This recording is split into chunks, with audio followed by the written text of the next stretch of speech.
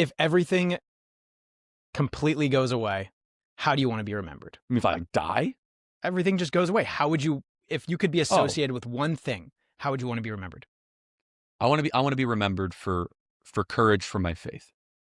That would be the most important thing. The most important thing is my faith in my life. Welcome to Rivera and Reeves, the podcast where we break through the bias, report the news, and occasionally trip over our soapboxes while ranting about the headlines. Every week, we tackle the biggest stories with sharp analysis, unfiltered honesty, and just enough sarcasm to keep it fun. So pull up a chair, grab your coffee, and join us as we wade through the spin, because the media is trash and we have zero patience for their nonsense.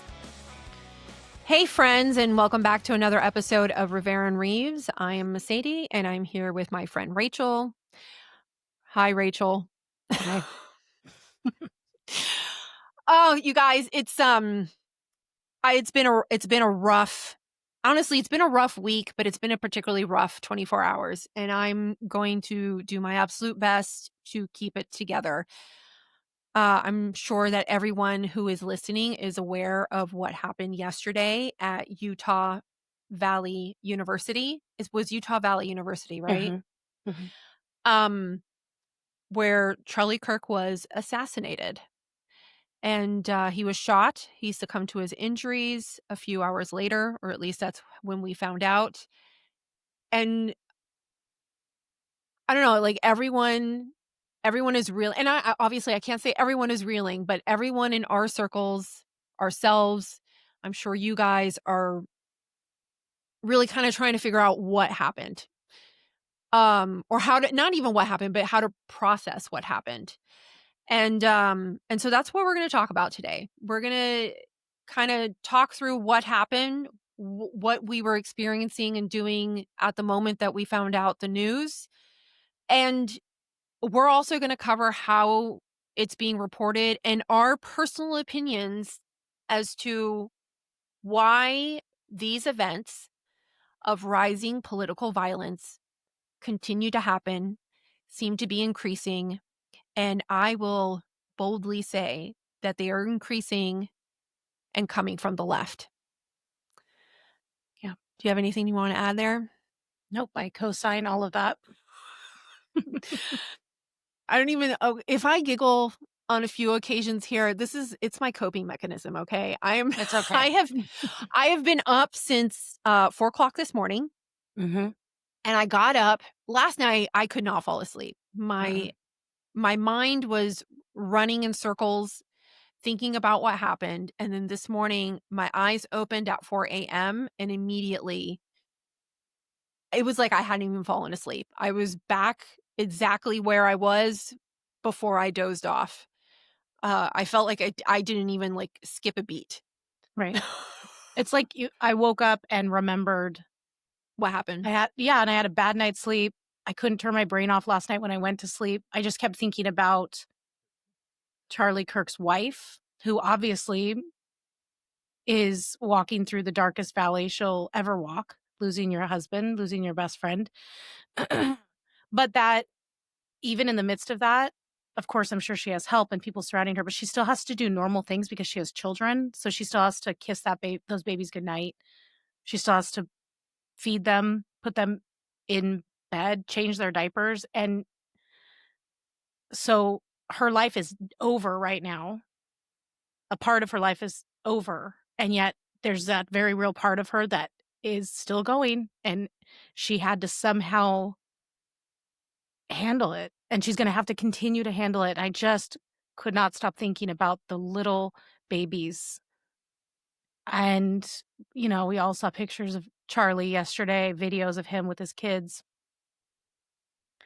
And I was irritated, not irritated is not even the word. I was angry in my pit, like in the deepest part of me yesterday. But then watching the videos of his children running to him and him obviously having so much love for his children, that made me rage because of the injustice for them and for anybody who is taken from this earth in such an unnatural way and robbing their families of their life. It's unthinkable what that family's going through.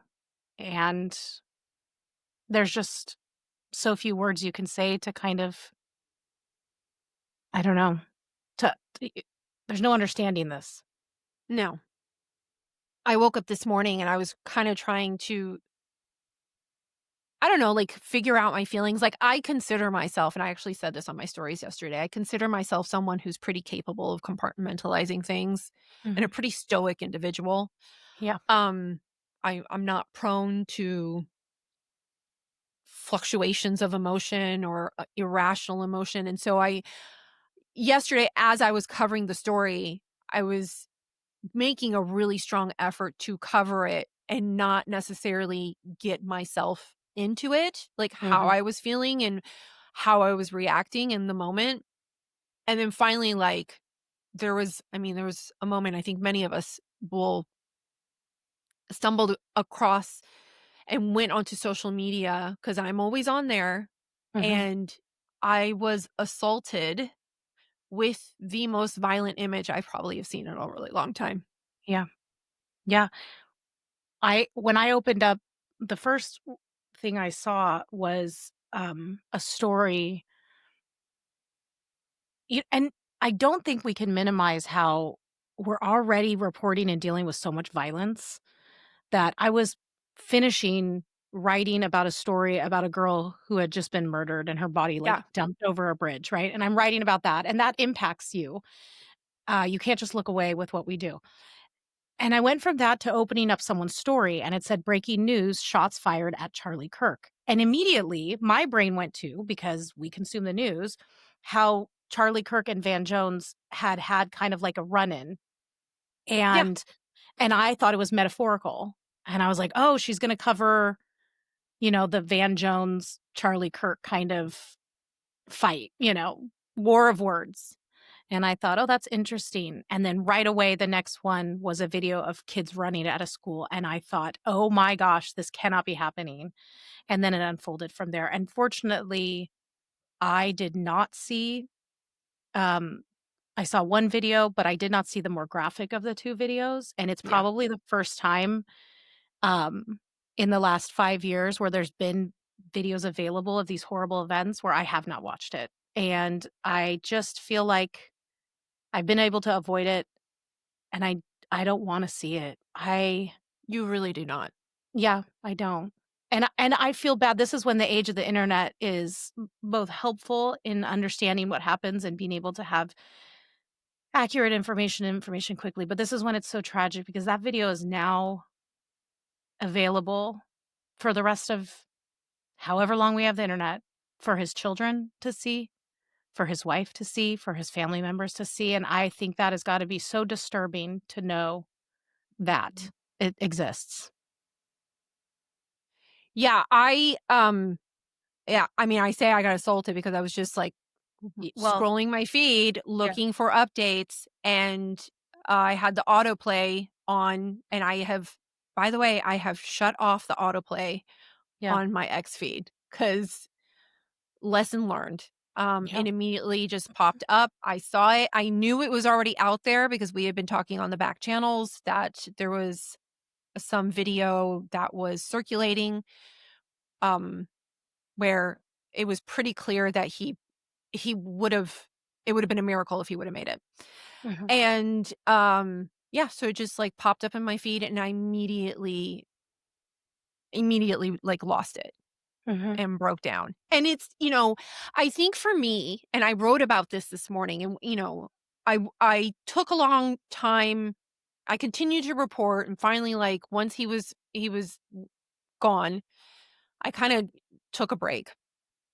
And I was really struggling to figure out what my emotions were. And today's September 11th, and this mhm, might seem like an unfair comparison, but I was 21, 22 years old when September 11th happened. And I was in DC. I was riding the train and I saw a split second of the plane, and then I also saw the Pentagon in flames from the top mhm, level of the parking lot at Pentagon City Mall. And I just remember this is like a very similar feeling, not in that it's the same event, but that you just feel a seismic shift happen all of a sudden, where I'm well into my 40s and I've had multiple experiences where something has happened and it has drastically changed the world. And I don't think I know for a fact not everyone will agree with me when I say this, but this is one of those moments. And I think there are people, and I think, those of you who are listening recognize that and can see that. And I feel like for others, it's going to come with time for them to realize. Yeah. Because as I thought about it this morning, I was really trying to figure out, why is this affecting me so much? Why am I having such a hard time putting my feelings and my thoughts together? And it's because, yes, we have an increasing amount of violence. We have violence in the United States. That's without question. We've had increasing political violence. And there have been moments where people want to point out the violence from the right and the violence from the left. But there is absolutely no question that there has been increasing violence that has been coming from the most radical edges of the left, of the group that has been placated, unfortunately, by our Democrat leaders. And these individuals that are the most radical, that don't even like these Democrats most of the time, that the Democrats that are placating them, are anti-liberal. They're anti-Western society. They have been espousing over and over again that words and speech and disagreement is violence, is erasure, is genocide. They repeat this over and over again. They mobilize together at universities, in these liberal cities, and actively attempt to shut down speech. And if you have a conversation with them, because we see them all the time, they make excuses for an ends justify the means. Your speech is violence, and it is so violent that it justifies the act of violence. And Charlie Kirk was doing one of the most American things that you can do. He was on a campus university speaking to young people, having conversations, debating them, sharing his face when the opportunity arose, and vehemently, with an incredible amount of passion, defending the experiment that is the United States of America and defending our Constitution. And I think for me, it is particularly upsetting because it is such a fundamental and normal thing for an American to be doing. And it is something that we all have a right to do. And because someone has decided that his words are akin to violence and that he's a fascist and a Nazi, that he deserved to be dead, which he was doing the least fascist thing of all. Yeah, he was listening. And that is the irony. Yeah. He was letting people insult him. He was debating people. He was opening the minds of young people. And there is no question that his influence for the conservative, or for the Republican Party, for conservatism, has been significant. It has changed the game. It has made being a Republican, being traditional, being conservative cool again. Yeah. The crowd that was there at the university was humongous. Well, and the crowd at every one of his gatherings and his rallies is enormous. It's largely supportive, and they're excited. They're not just there to hear someone, they're there to participate in this new brand of conservatism. And like you said, he made it cool to be interested in politics when largely a lot of these kids' parents are the ones who disassociated themselves from politics or acted like they were above it, or said that it doesn't matter, there's nothing we can do. And he's telling these kids, and lots of them aren't even kids anymore, they're young adults, like, get involved. You need to stand up for what's truth. And you're right, it's an extremely American display. This is exactly what we are to be doing. on both sides of the aisle. I welcome it. And um, to watch that, to watch the idea that you can do that in our country be destroyed because now people are going to be afraid. So many people, I'm sure, are afraid now in the same measure that so many of us are emboldened now. Like, no, okay, that's it. So many people, I think, are going to go, wait, Charlie has like the best security measures possible. And look what happened to him. Look what happened to President Trump. And I just think that that is such a net loss on so many levels for our country. I don't even know where to start. No, I think we do want to kind of bring everybody up to date about what we know so far. Right now we're recording. It's 1:00 in the afternoon. Yesterday, the president did issue an address from the Oval Office. I have a short portion of it here, and I do want to discuss his address because even though I have a clip of it here, he does say some other things that I feel are worth discussing. But let's listen to the president for a moment. This is a dark moment for America.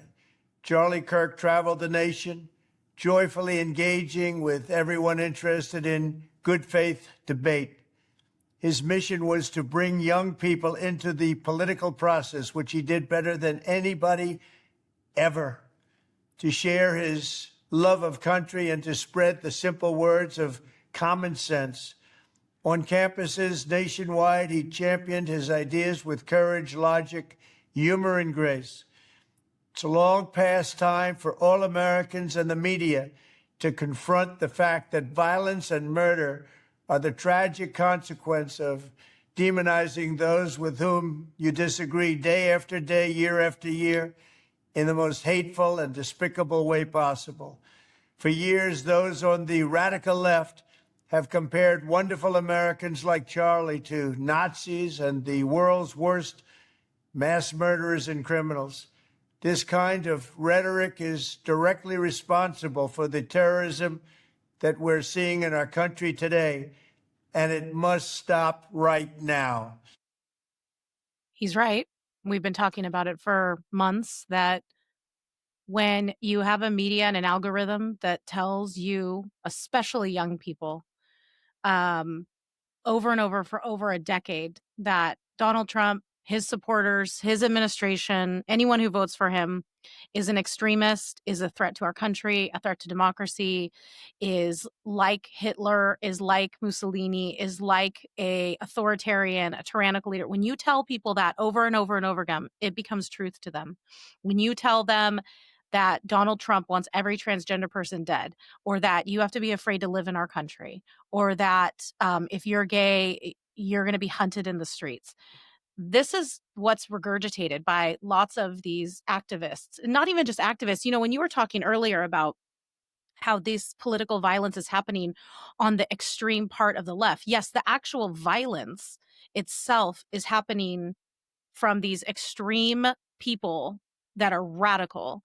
But what I'm watching that scares me almost as much is that the mainstream part of the party is liking those posts, not denouncing it, not saying these are our people that are doing this. They're not acknowledging it. This is not a fringe movement on the left. When I was looking at my posts yesterday that I had saved from these horrible, I will say it, evil people that are rejoicing and happy that this happened to Charlie Kirk. People on the left are saying this is fringe. This isn't who we are. There's so many more Democrats that are sad about this than aren't. And I'm saying, look at these posts and look at how many likes they have. Look at how many reposts they have. Look at how many shares. Look at how many responses they have. Hundreds of thousands of people in our country applaud what happened yesterday, and it is not fringe.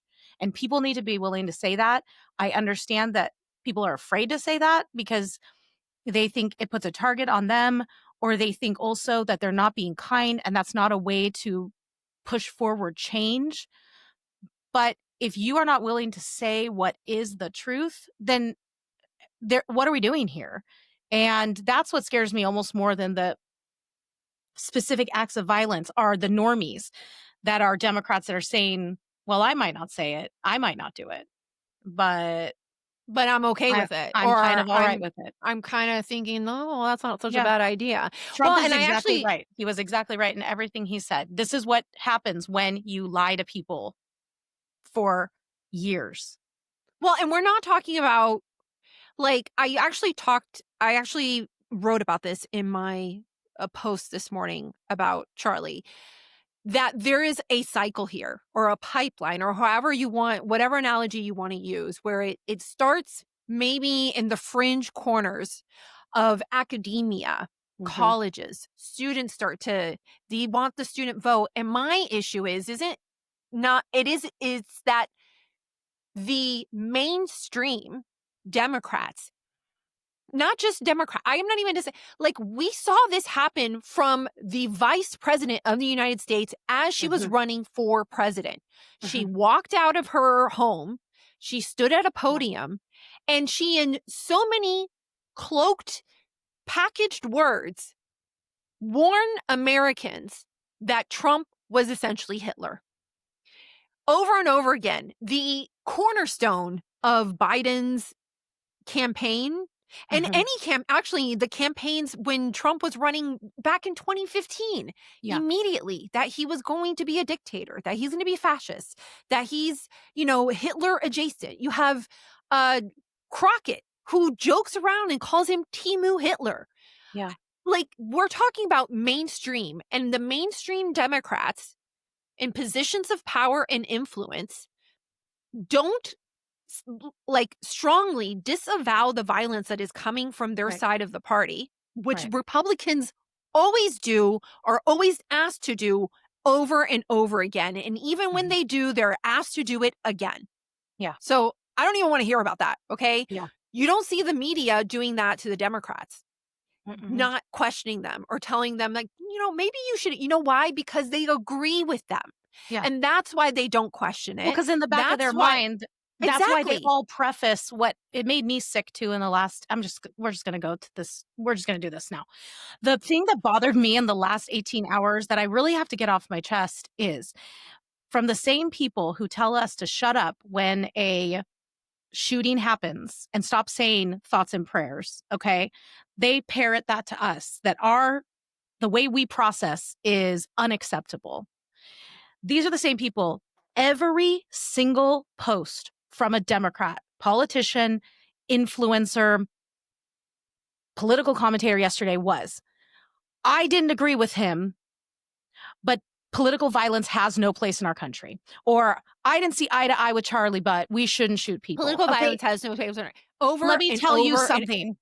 When people say no more thoughts and prayers, that's a bad faith argument, because half of our country believes in praying as a means by which to petition to the Almighty God for what is happening. That is a real and good, essential thing to life, but especially to people who have faith. This is what they do. This is how they process.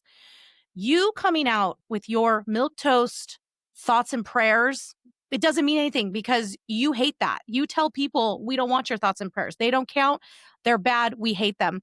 You come out and denounce someone before you say political violence is bad, because you want a virtue signal to all the people listening to you. I'm not like him. He's the worst. I have to say something. I'm nothing like that guy. But shooting people's bad. This is the packaged tweet I have to send out. And it's disingenuous and it's anti-human. It's like, don't say anything at all, or come out and say, this is horrific and I hate it. And it's on my side a lot.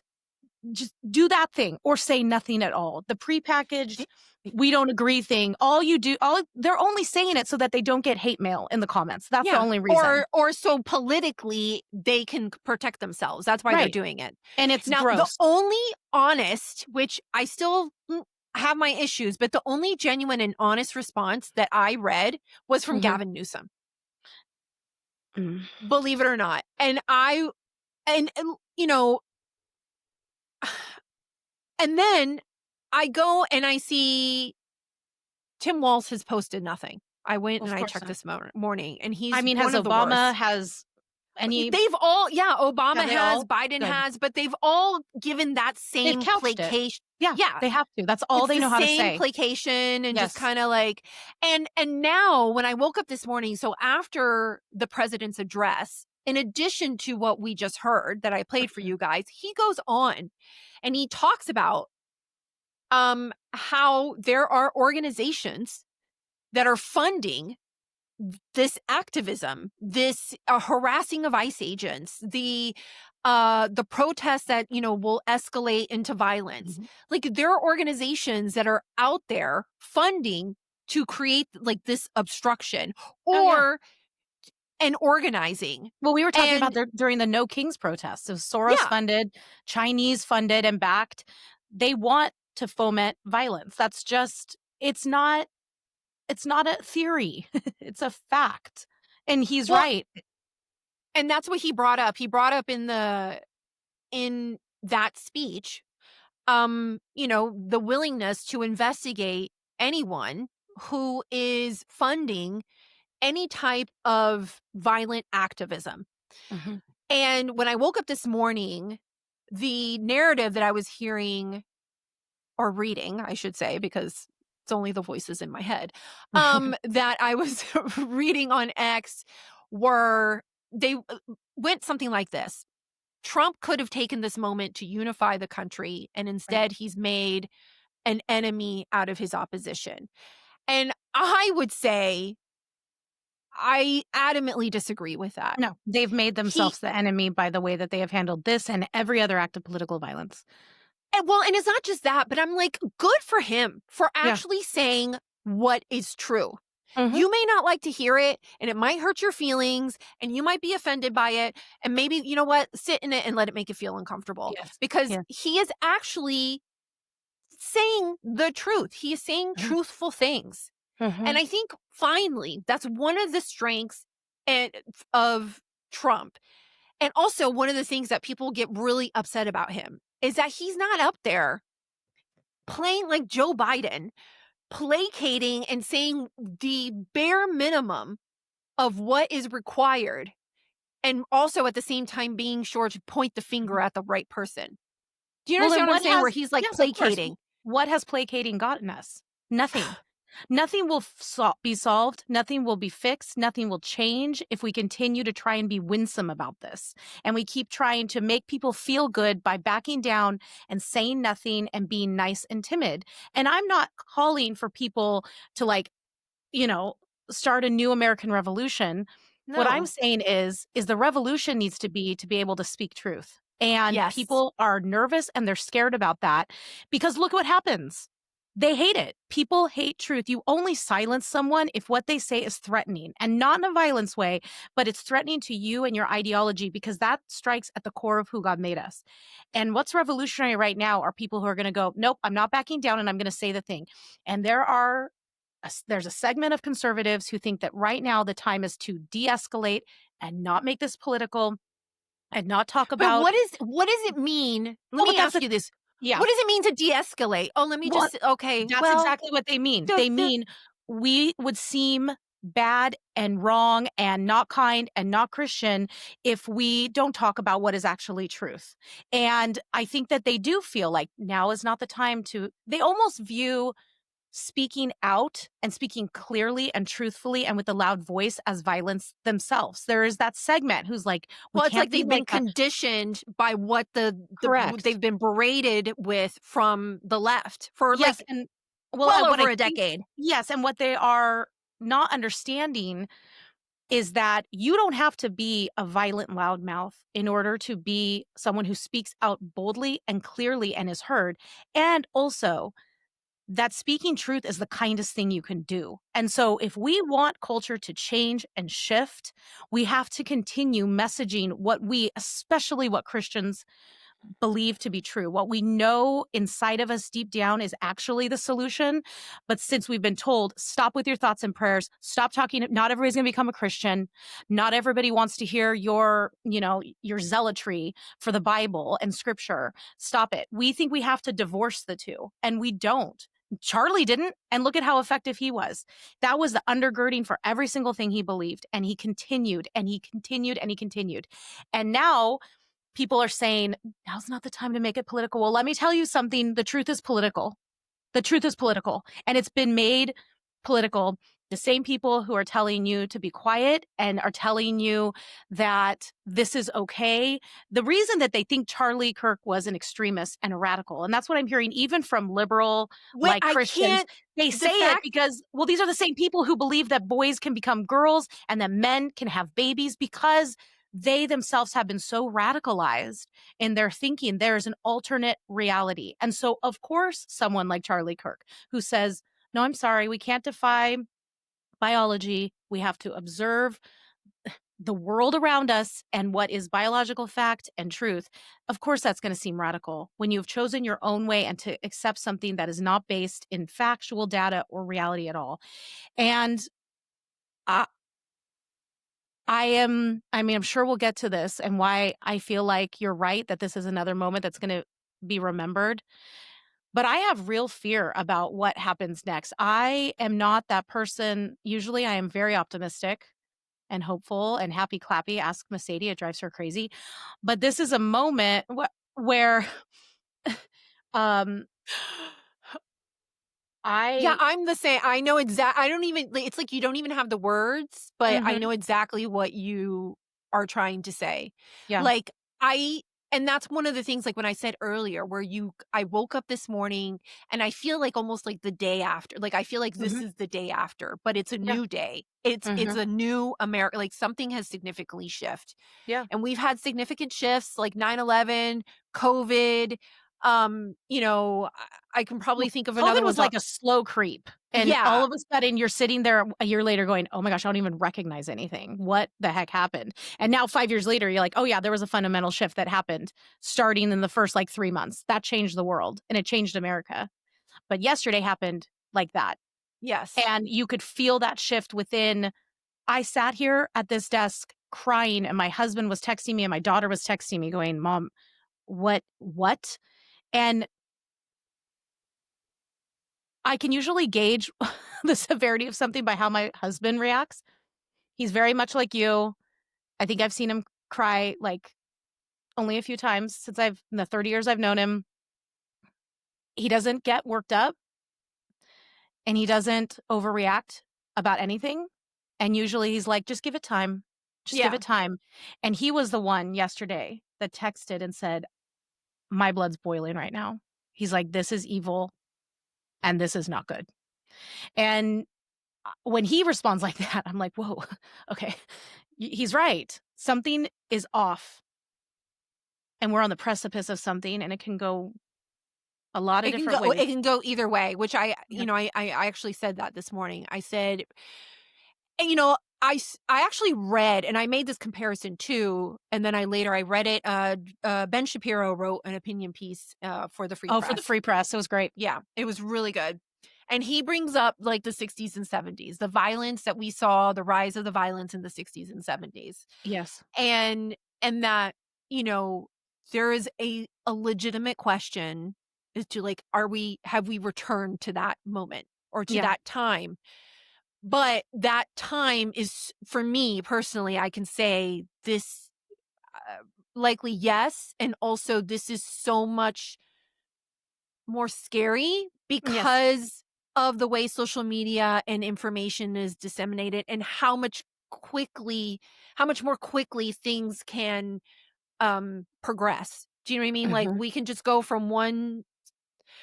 I think of the news cycle. You go from one day to the next and you're just running like a hamster in a wheel through this news cycle.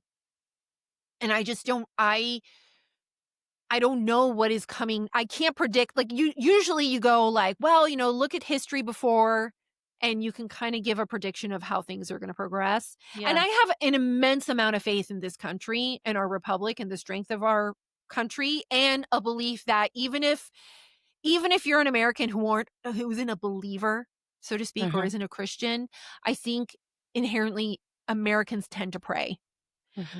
And so I I have a lot of faith in the power of those two things. And my hope is that, like, yeah, it's maybe going to suck for a little while, but like if it's reflective of what this happened in the 60s and 70s, and yeah, it sucked, and I'm afraid that it's probably going to suck a little bit more this time.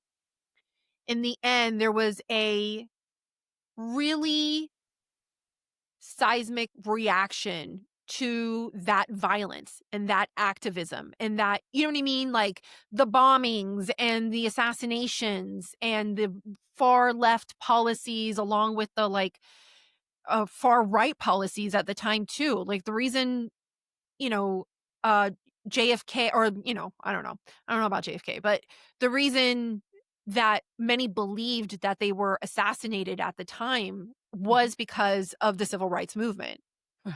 You know, and so my hope is that that in the time that we're in, we are in a path that is strongly objecting to this far left activism and violence. And so my hope is that we're going to continue that way without like violent retaliation. Does that make sense? Yeah, I definitely think without violent retaliation. I don't believe that the Republican Party is capable like that on a large scale. I just don't. No, I don't. I don't think it's in our nature. I just don't. Not right now. Two things about what you said. Neither are going to make you feel good. First of all, when you were talking about because they freak me out, or because you don't agree? No, I totally.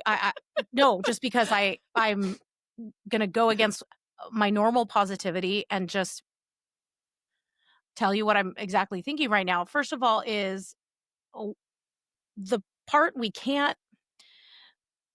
I said I've written posts about it. I've always compared right now to the 60s and 70s. That is the most recent time when there was such turmoil in our country on so many levels. You had the feminist movement, all these assassinations, Vietnam War, campus unrest. People were diverging from their families. Very similarly when it came to Vietnam as it did with COVID recently. There was a lot of infighting, just so many changes all at once. It was crazy. Civil rights movement, Supreme Court cases, just it was crazy. And I often go, see, we've been here before. Things have been nuts. Things have felt crazy. Things have felt unsafe. Things have felt like they're not going to improve.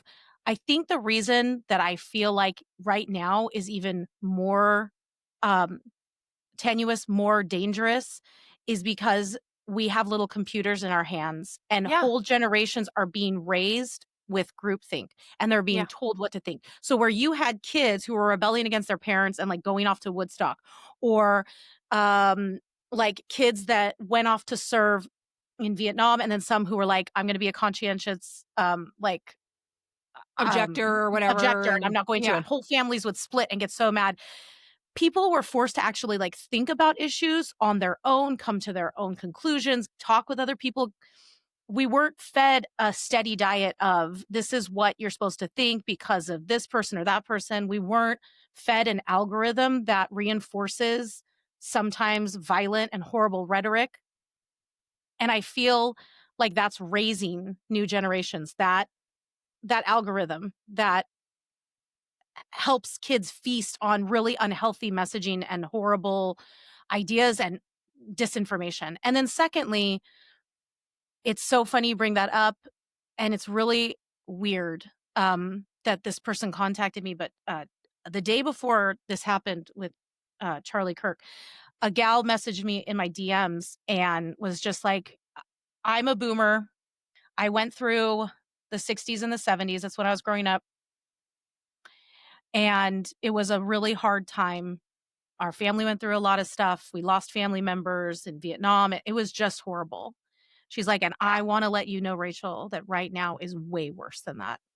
And she's not the first person that I've heard that from who's messaged me and been like, hey, you wrote about the 60s and kind of putting them together. And I just thought, they always echo it. They're like, now is worse. And that could be just because right now is right now and they're sitting in this moment and it's unfamiliar to them because like technology wasn't a thing then and it is now. But I've heard that from probably half dozen to a dozen people over the last year. Like, it's scarier now. It's always that it's more frightening now. And I don't know what to do with that.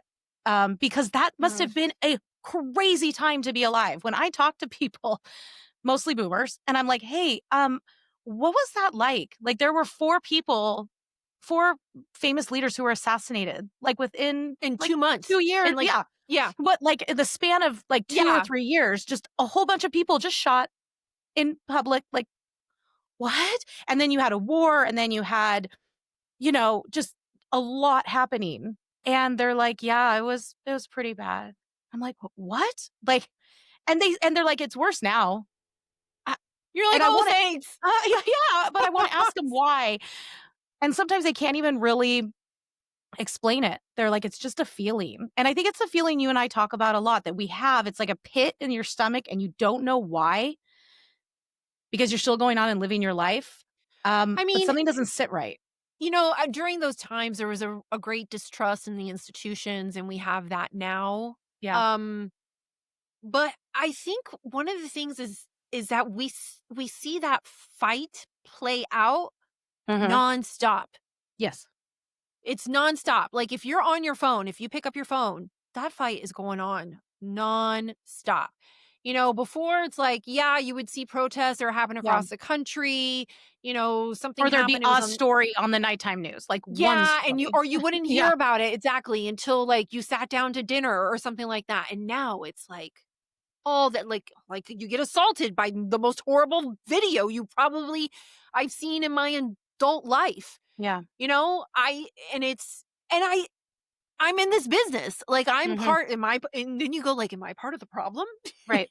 Yeah. You know what I mean? And I really try not to be. My intent is not to be part of the problem. My intent is to inform so people don't get caught, especially don't get caught on the back foot. And also so they actually have information, because the way the information comes right now, especially if you're dependent on the legacy media, you can't trust it.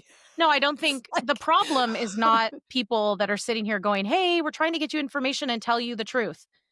And because that's important for you to be equipped with that.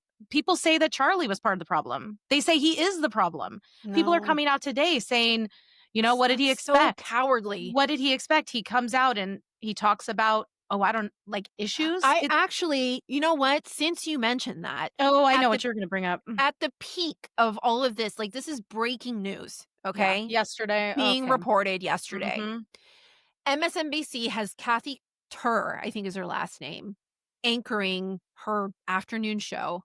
And I have a compilation of not just her reporting, but the guests that were on at the time that were finding out that Charlie Kirk has been shot. Let me play it here.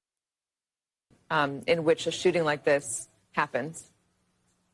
Yeah, and again, to emphasize what you just emphasized, we don't know any of the full details of this. That we don't know if this was a supporter shooting their gun off in celebration, or so we have no idea. What was just said, he's been one of the most divisive, especially divisive younger figures in this, who is constantly sort of pushing this sort of hate speech or sort of aimed at certain groups. And I always go back to hateful thoughts lead to hateful words. People are really upset and they start lashing out online and they start blaming others for what led up to this. I mean, we see it when Democrats are targeted. We see it when Republicans are targeted. And we're seeing it with this. Anna Paulina Luna, who's a representative from Florida, has put this out on X. She's blaming the Democrats. She's blaming the rhetoric the Democrats use calling Republicans fascist. She's saying, you are the hate. If you're in the FBI field office and you see this sort of stuff bubbling up online, how worried do you get about somebody taking up the cause of Charlie Kirk and lashing out on somebody who's seen as a Democrat or somebody who is a Democrat? Wow. The man has just been shot. I mean, the good part though is that everybody can see right through that. And they're like, okay, get out of here. Like, I saw so many calls yesterday. By the way, before you move on, Mike Dowd, the guy that was evil axe, fired. Yeah, He's gone. good. I also think that Kathy Turr should be fired, by the Of way. course, for not even just saying like, well, maybe. Yeah.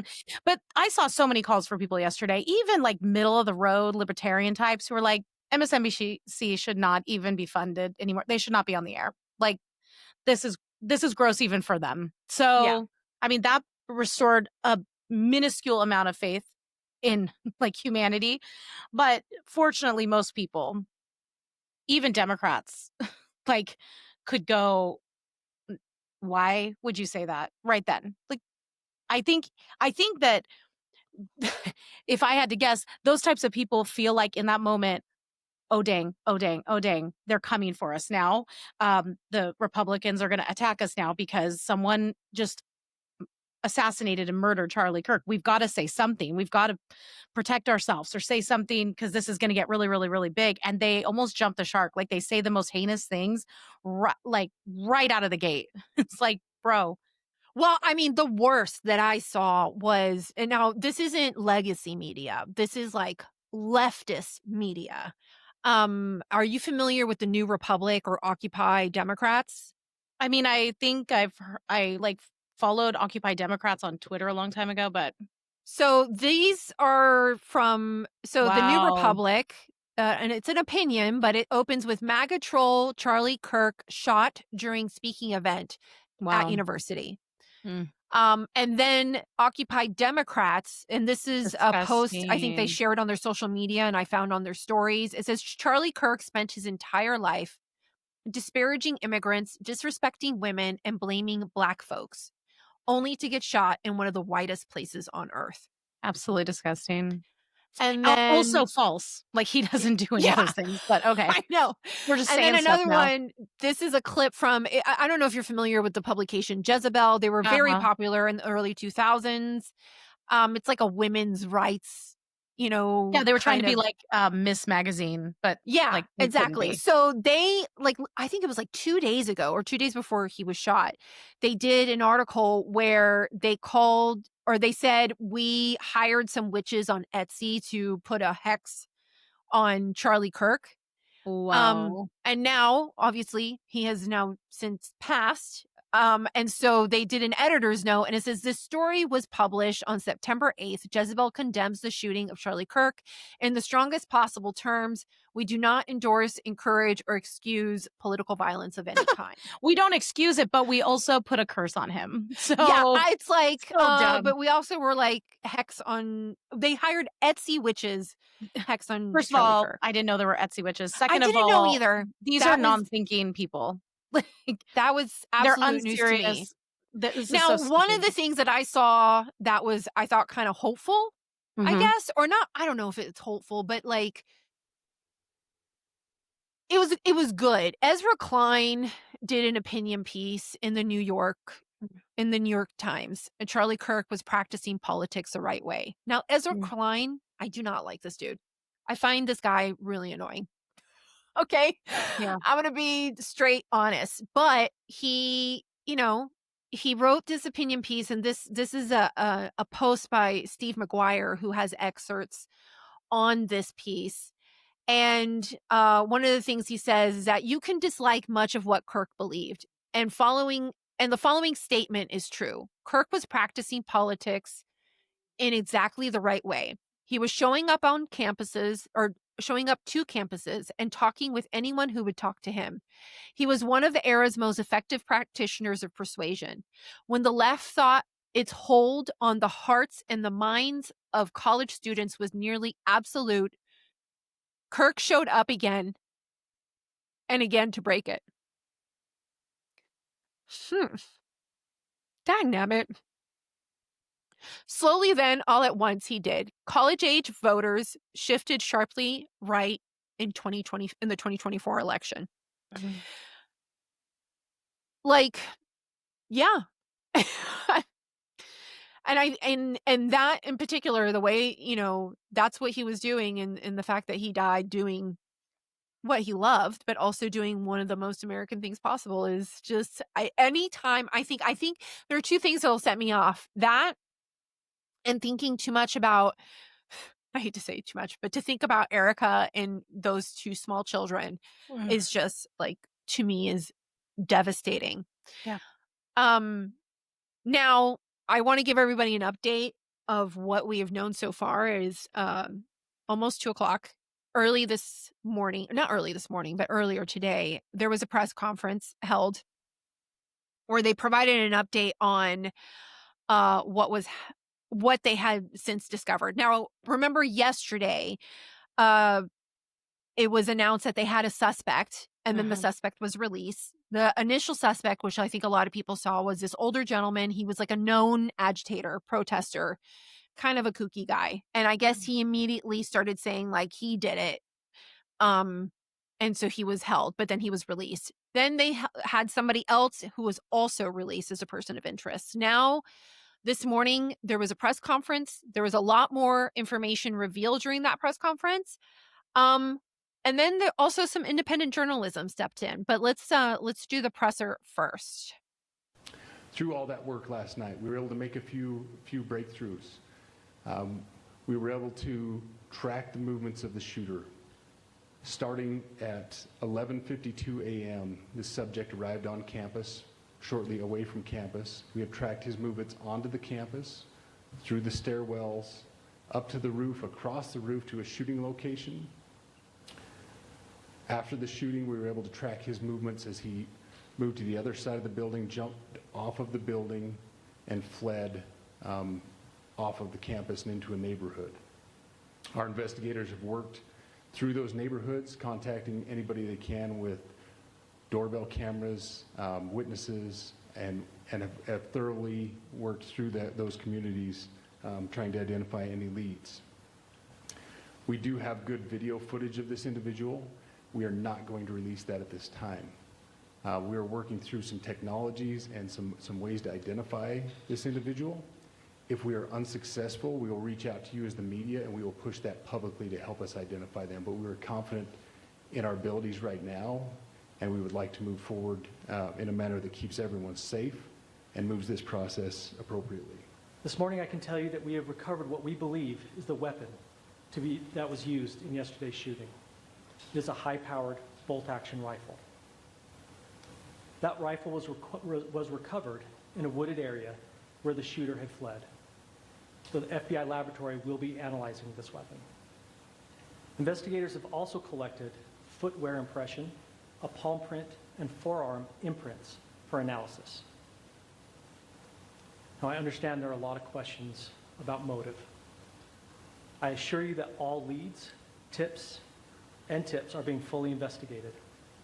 As of this morning, we have received more than 130 tips.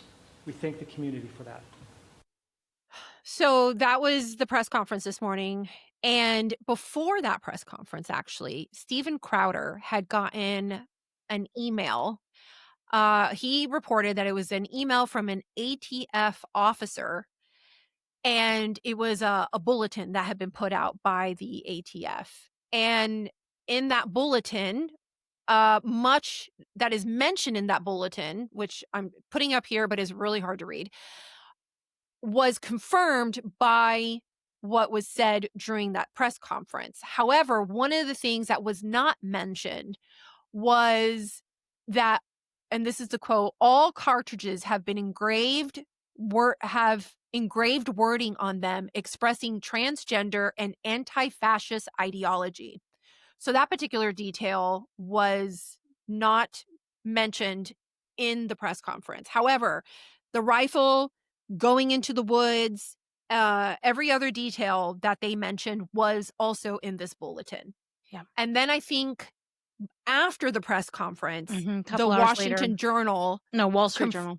Wall Street Journal. Okay. Yep. What did I say? Washington Journal. Washington. I mean, probably there's something out there called that. But the Wall Street Journal confirmed those details and also reported on the trans writings and anti-fascist writings on, I believe, both the rifle and or was it the magazines and the ammunition? Regardless, I think it was on both. I think it was on the ammunition and on the rifle. Did you see how CNN reported it? Yeah, they said it was. I did. Hold on a second. I think I got. It was probably the first time I'd laughed in the day. I was like, so. Oh. So the Wall Street Journal gave their headline, which was I should have pulled up the Wall Street Journal's headline too, but it was ammunition in Kirk shooting engraved with transgender anti-fascist ideology.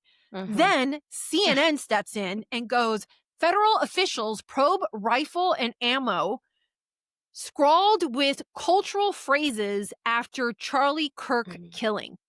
A range of phrases related to cultural issues were found scrawled. I mean, give me a break, guys. Come on. I cannot. And then also, I just want to point out, I don't know why. Look, I don't want to be. Yeah, I am. I'm going to be the word police. This man was assassinated.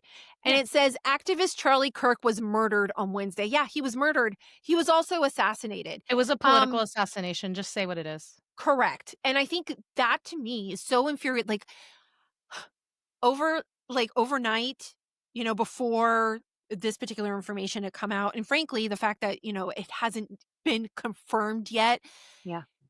I could not, I don't even know how to express how irritated I was getting. Every time I was like, well, we don't know why it happened. I'm like, you're going to tell me that the biggest conservative Republican, influencer / political Activist. organizer, organizer, activist, everything, who is sitting at the opening event of the American Comeback Tour, I guarantee you, strategically set up in preparation for the midterms to speak to students and dialogue with students, gets shot with one bullet. I know why it happened. A person runs across the roof and they're like, man, I have no idea why this happened. Get out. Yeah. Get out. Yes. Get out. Okay? Yes. Yes, I completely agree. And now they have released a picture of who they think the alleged suspect is. It's been blasted already about an hour and a half ago. It was released. Two blurry shots, but enough for some people to start locating him. Identify him. It looks like he was wearing a shirt that was with an American old Charlie flag. Kirk. Yeah. Well, it looks like it was an old shirt from some Charlie Kirk merchandise. Okay. And he, in the photo, he has that shirt on. It's black, long sleeves, sunglasses, a hat. It looks like a man. Looks like a dude. But, I guess if this is a trans issue, it could be a female. To me, it looked like a guy. Yeah. And the images, you can find them. They're all over social media right now. Those images went up right before we started this recording. So I don't have them here to share with you guys. But go look for them and see if you can identify this person and share it to see if somebody else can identify this person. Because this guy, and can I just also, there's a lot, do I want to get into this? I don't necessarily want to get, because I am annoyed also. Okay. I'm annoyed with people that are convinced that this is some CIA op to create and foment a division war in the or country. Something, yeah. a division I've seen in the that country. from even some somewhat mainstream conservative voices. And I'm like, stop it, please. Stop. First of all, there is no evidence of that. Second of all, you're talking as if it is not believable that someone would, and mind you, all the time, I just want to point this out. If you're someone who gets into this mindset, if it's violence and it's someone that it's perceived by the media or concluded to be from the right, they never reach this conclusion that it's some CIA op or something like that. It's not only, but it's usually if it's something more from possibly violence from the left, and it's that's an op. And I'm like, stop it. Stop it. Yeah. It is completely believable that this is someone who's evil and shot a man while he was practicing one of the fundamental principles of our nation, freedom of speech. Yeah. I think when these enormous events happen, people feel out of control and they want an answer to why. And so they will jump to all kinds of conclusions and theories immediately. In the absence of answers and information, we go searching on our own. And some things we are just not meant to understand. And some things we're never going to have answers to. And that doesn't mean it's because we're being lied to. I'm not saying that can't happen. I'm not saying it hasn't happened before. I'm simply saying we're 20 hours in. And if you're sitting, you can do whatever you want on your podcast, on your platform. But if you are sitting there and you have already decided from your home in like Missouri that this is being done by the administration because they want another civil war, I would just say maybe or put by the the phone deep down. state or something Yeah, like let's that. just let's put the phone down just for a minute and like, go on a walk or something. The fall's almost here. Make yourself a pumpkin spice latte Yes. and touch And I'm not grass, saying we okay? can't have theories and everything like that, but I'm saying I It's feel like take we a should minute. sit with our feelings for a little bit. I did want to share some news that just came in while we were talking. Jackie Heinrich from Fox says that in Salt Lake City, Utah, the vice president and second lady will meet with Charlie Kirk's family and a number of his close friends. And Charlie's casket, along with his family and friends, will then be flown to Phoenix, Arizona aboard Air Force Two. And then also, yep. And then also the FBI is now offering up to $100,000 for information leading to the arrest of those responsible for Charlie Kirk's fatal shooting. I thought it was interesting that it said to the arrest of those responsible. So perhaps it could be more than one person. I don't know.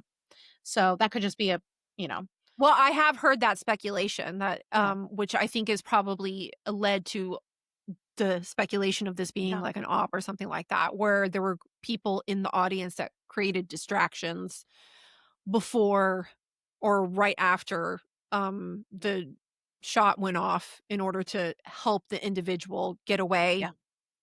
That is all speculation. Yeah. We legitimately don't know. What we do know is that a great American, a father at 31 years old, who had two very young children, I think his son just turned a year old, and a young wife, is gone. Yeah.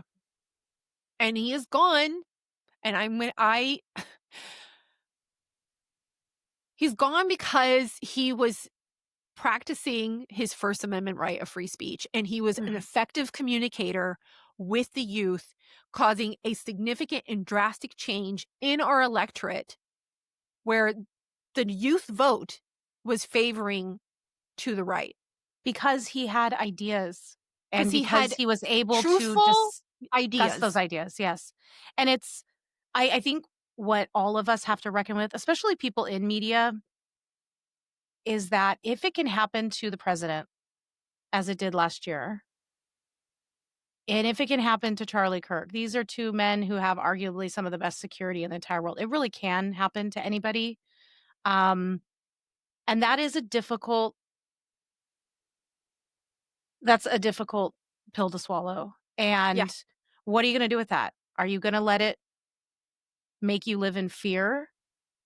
Because it might not be an assassination attempt, but there are consequences for being bold and saying the thing. And I want people to lean into that boldness, not back up because of what happened yesterday. Because that's what Charlie would tell everybody to do. He would literally say, get your act together, get grounded in your faith. If you don't have that, you have nothing. Take care of your family and speak out for the cause of truth. We can't let fear rule us. And we just need to keep taking those shreds of hope we still have for America, lean into those and lean into the truth that we know and that we have and keep speaking out. I completely agree. I'm going to go ahead and wrap us up with that. That was a good period at the end of a very bold statement. So, you guys, I just take the weekend. I know I'm going to, after this and I edit this, I'm going to crash. So love your family.